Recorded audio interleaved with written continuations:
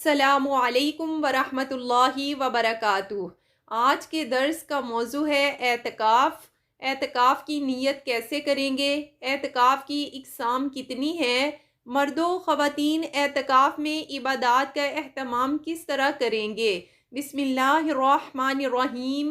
وَلَا تُبَاشِرُوهُنَّ وَأَنْتُمْ عَاكِفُونَ وَعَاهِدْنَا إِلَىٰ إِبْرَاهِيمَ وَإِسْمَاعِيلَ أَن طَهِّرَ بَيْتِيَ لِلطَّائِفِينَ وَالْعَاكِفِينَ وَرُكَّعِ السُّجُودِ۔ اللہ تعالیٰ سورہ بقرہ میں ارشاد فرماتے ہیں کہ ہم نے حضرت ابراہیم اور اسماعیل علیہ السلام سے وعدہ لیا کہ میرے گھر کو صاف کریں، طواف کرنے والوں کے لیے، اعتکاف کرنے والوں، رکوع اور سجود کرنے والوں کے لیے۔ حضرت سیدہ عائشہ صدیقہ فرماتی ہیں کہ نبی رحمت صلی اللہ علیہ وسلم رمضان المبارک کے آخری 10 دن اعتکاف فرماتے، یہاں تک کہ آپ صلی اللہ علیہ وسلم کا وصال ہو گیا۔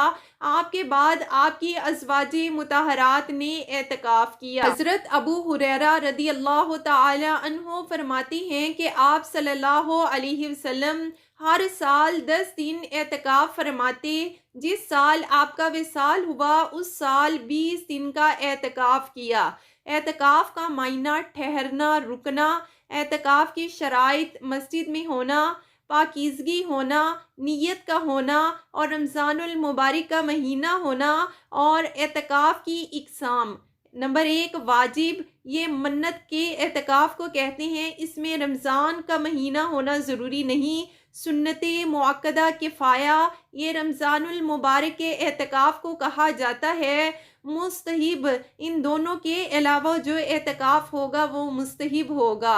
اعتکاف کی نیت ہم کس طرح سے کریں گے کہ اعتکاف بیٹھنے سے قبل ہاتھ اٹھا کے دعا کریں، میں صرف اور صرف اللہ تعالیٰ کی رضا اور حضور صلی اللہ علیہ وسلم کی سنت کی پیروی کرتے ہوئے اعتکاف کر رہا ہوں یا کر رہی ہوں۔ یا اللہ، میری کوتاہیاں اور غلطیاں معاف فرمانا اور مجھ پر اعتکاف کی تمام برکتیں نازل فرمانا۔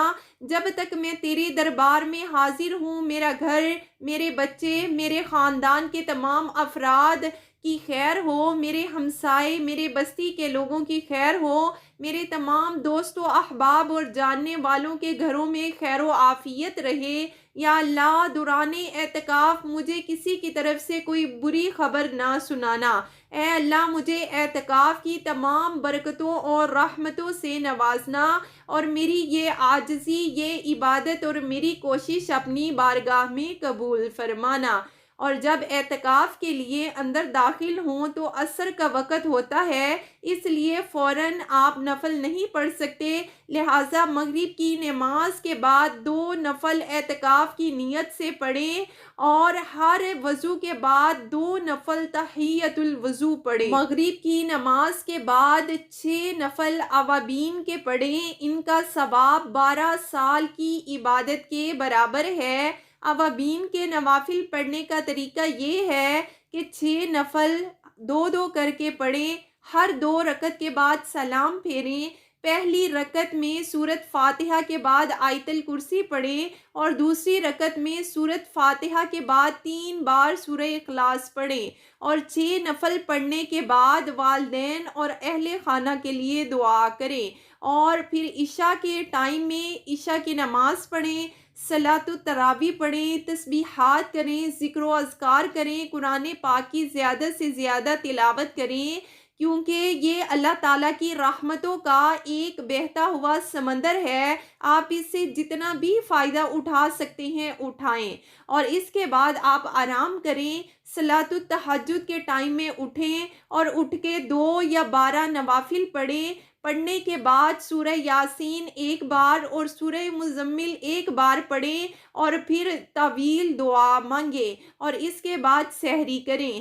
سحری کرنے کے بعد یعنی فجر کی 2 سنتیں پڑھ کے 313 بار درود پاک پڑھیں۔ اس کے بعد فرائض پڑھیں، فرائض پڑھنے کے بعد دعا مانگیں، اور جب تک سورج نکل نہ جائے تب تک آپ تسبیحات کرتے رہیں، اور تسبیحات میں سبحان اللہ والحمد للہ ولا الہ الا اللہ واللہ اکبر، اور اس کے علاوہ آپ استغفار کی تسبیحات کرتے جائیں، اور سورج جب نکل جائے تو نماز اشراق پڑھیں، نفل پڑھنے کے بعد 100 بار یا ظاہرو پڑھیں، یہ پڑھنے سے آنکھوں میں نور پیدا ہوگا۔ نماز چاشت 10 بجے پڑھیں، 4 رکعت۔ اللہ تعالیٰ کا یہ نماز پڑھنے والے کے لیے دن کے آخری حصے تک کفایت کرنے کا وعدہ ہے کہ اللہ تعالیٰ دن کے آخری حصے تک کفایت کرتا ہے۔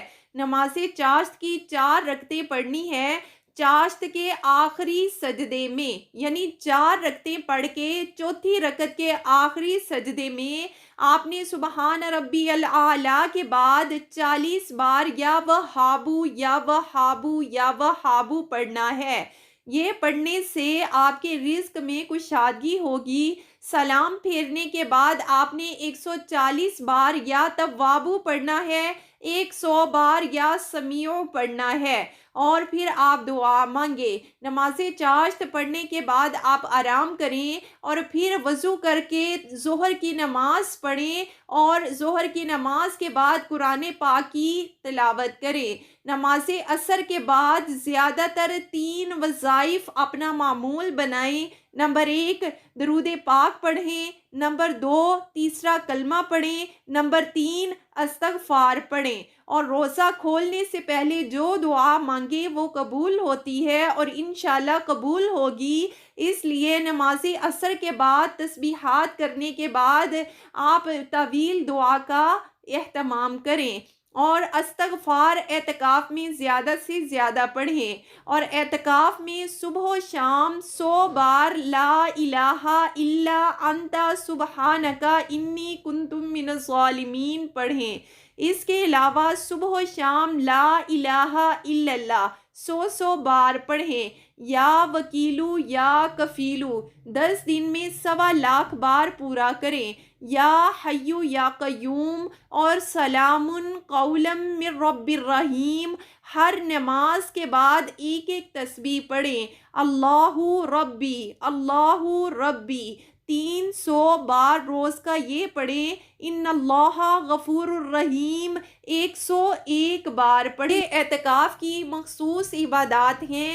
اگر آپ نے اس کے علاوہ مزید کوئی تسبیحات کرنی ہوں تو درود پاک پڑھتے جائیں، اور اعتکاف میں زیادہ سے زیادہ قرآن پاک پڑھیں، صلاۃ الاوابین پڑھیں، نماز اشراق پڑھیں، نماز چاشت پڑھیں، 5 وقت کی نماز اور صلاۃ التراویح کی تو پابندی کرنی ہی کرنی ہے۔